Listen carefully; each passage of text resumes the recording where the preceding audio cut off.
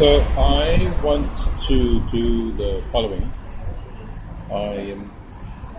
There's a sliver of a view of the harbour, and while you're slithering into the view of the harbour, I'm going to invite you into the confessional chamber, and I hope that my phone gives me enough time to get through the main bits.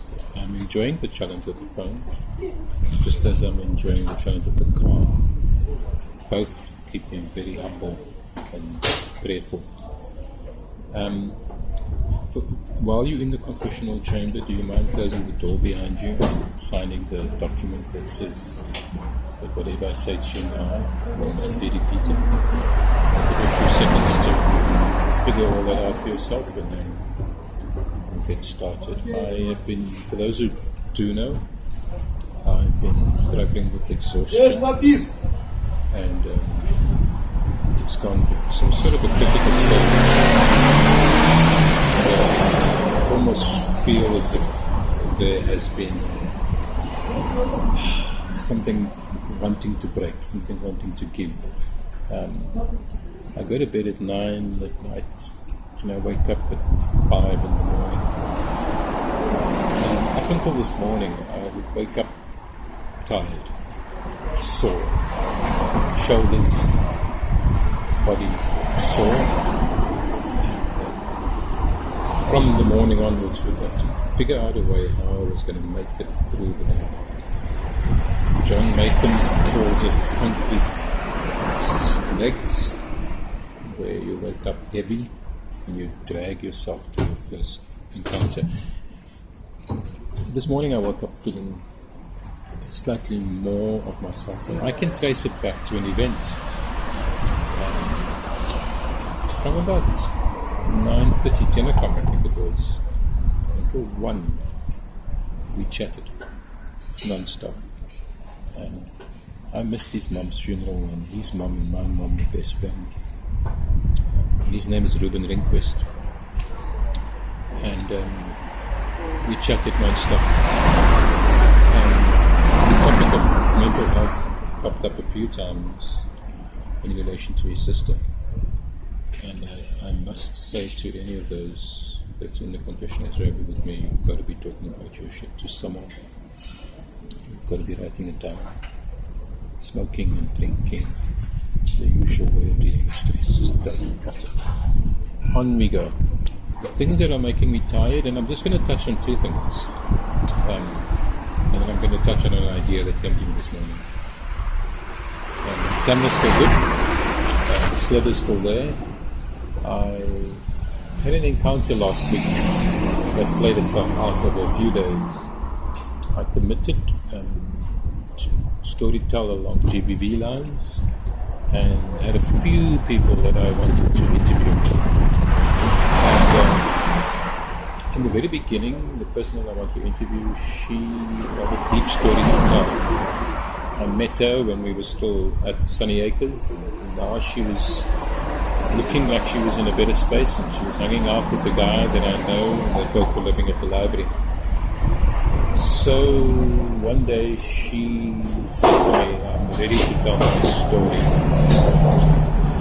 I took time out, got the camera on her, and she told me a version of the story. We had 3 takes.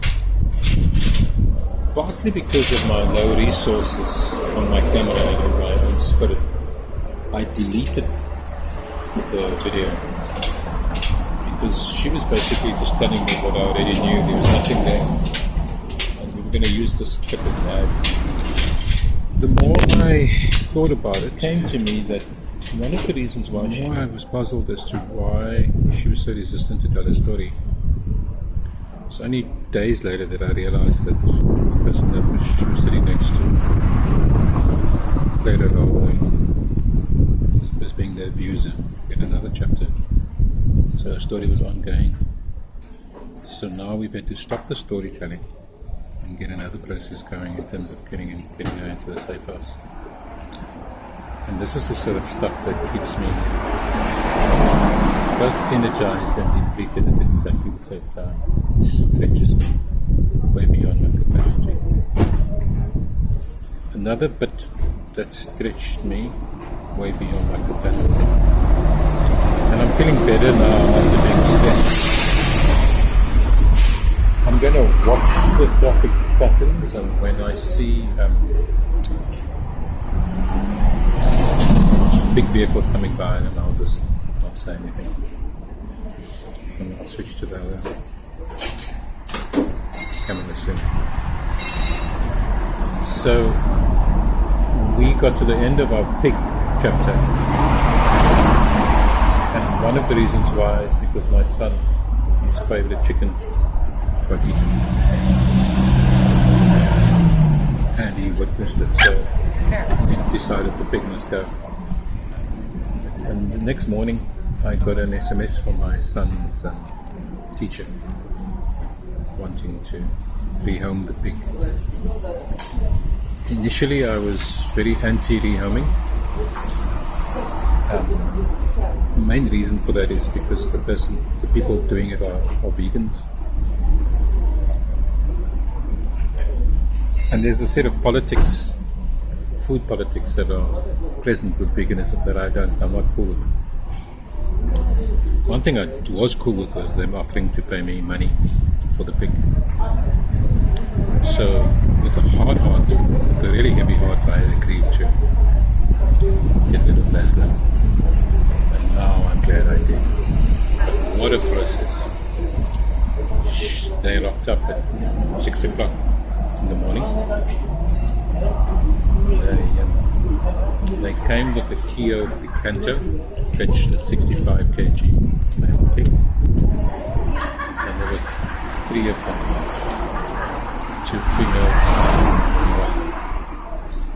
1 boy. Might have been 13. They were quite happy to look at the pig from a distance, but none of them were really prepared to engage physically. Nasla's very tame. There were 2 things that made me almost change my mind. One of it was that the vehicle was just too, and while we were talking, they were busy putting out blankets and all sorts of coverings on the seats of this car that they had brought to transport Leslie. So I sent them back to get a proper vehicle, which they promptly got. We fed Leslie, cornered him into a space, to a cage, and lifted him up to the back of the truck, the van, closed the door. I'm so glad, I'm so relieved, actually feeling like I could almost be happy to have seen the back of the vegans. I am going to add in a little snippet in my time here at the Bowls restaurant in Samuelstown. As we enter the month of this time of 16 days of activism, why don't you give a listen to Saraya as she tells her story. Thanks for spending time with me this morning. I've got to go home and spend time with my family. I'm going to take a break from what I was doing, but I come in to talk to the chef.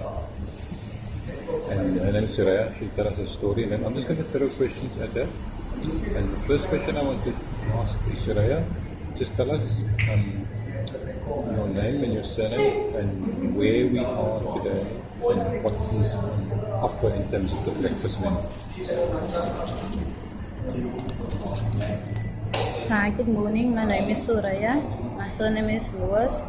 We are in Simonstown at the meeting place. It's a small restaurant, and over here we sell ramen bowls, poker bowls, and Benedicts and bagels with burgers.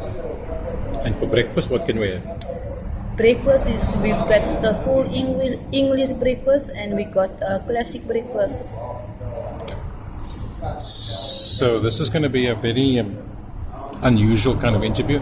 So I'm here for breakfast. I'm having my own version of breakfast, and Suraya used to be the cleaner, but today she's the chef. But before she was the cleaner, I know Suraya from parking cars in at the Glenken at McNally's. So can she just confirm that little chapter for us? Because I don't want you to think that I'm telling you a story. Tell us about that chapter.